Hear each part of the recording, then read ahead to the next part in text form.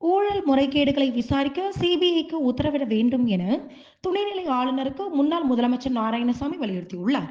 புதுச்சேரி எல்லையம்மன் வீதியில் உள்ள தனது இல்லத்தில் செய்தியாளர்களை சந்தித்த முன்னாள் முதலமைச்சர் நாராயணசாமி, புதுச்சேரி மக்கள் அனைவருக்கும் அரிசி, சர்க்கரை, பருப்பு உள்ளிட்ட பொங்கல் தொகுப்பு வழங்க வேண்டும் என காங்கிரஸ் கட்சி சார்பில் முதலமைச்சர் ரங்கசாமிக்கு வலியுறுத்தினோம். ஆனால் முதலமைச்சர் ரங்கசாமி வழங்கவில்லை என்றும், பொங்கல் தொகுப்பு கொடுக்கவில்லை, ஆதிதிராவிடர் மக்களுக்கு இலவச வேட்டி சேலை கொடுக்கவில்லை, இப்படி புதுச்சேரி மக்களை ஏமாற்றியுள்ளார். முதலமைச்சர் ரங்கசாமி காங்கிரஸ் ஆட்சியில் பொங்கல் தொகுப்பு கொடுக்கவில்லை என்று குற்றம் சாட்டிய அவர், இதற்கு பதில் சொல்ல வேண்டும் எனவும் தெரிவித்துள்ளார்.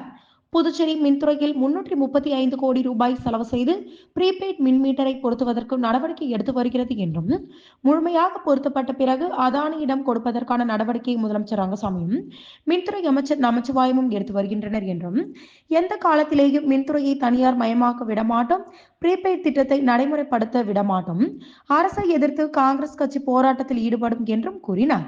தொடர்ந்து பேசிய அவர், புதுச்சேரியில் ஏற்கனவே இருந்த துணைநிலை ஆளுநர் தமிழிசை சவுந்தரராஜன் ஒப்புதல் இல்லாமல் மதுபான ஆலைகளுக்கு அனுமதி எப்படி கொடுக்கப்பட்டுள்ளது என்றும், இதில் மிகப்பெரிய ஊழல் நடந்துள்ளது. தற்பொழுது 8 மதுபான ஆலைகளுக்கு சிக்கல் இருப்பதின் காரணமாக அமைச்சரவையை கூட்டி அனுமதி பெற்றிருக்கிறார்கள். இதற்கு ஆளுநர் எப்படி ஒப்புதல் வழங்குவோர் என்றும் கேள்வி எழுப்பினார். மேலும் மதுபான ஊழல் நடந்துள்ளதற்கு நடவடிக்கை எடுக்க வலியுறுத்தியும், புதுச்சேரி காங்கிரஸ் கட்சி சார்பில் துணைநிலை ஆளுநர் கைலாஷ்நாதனை சந்தித்து சிபிஐ விசாரணைக்கு உத்தரவிட வேண்டும் என வலியுறுத்தியும் மனு கொடுக்க உள்ளோம் என்றும் தெரிவித்துள்ளார். மதுபான ஆலைகளுக்கு துணைநிலை ஆளுநர் ஒப்புதல் கொடுத்தால் அவருக்கும் தொடர்பு உள்ளது என்றும் அர்த்தம் எனவும் அவர் தெரிவித்துள்ளார்.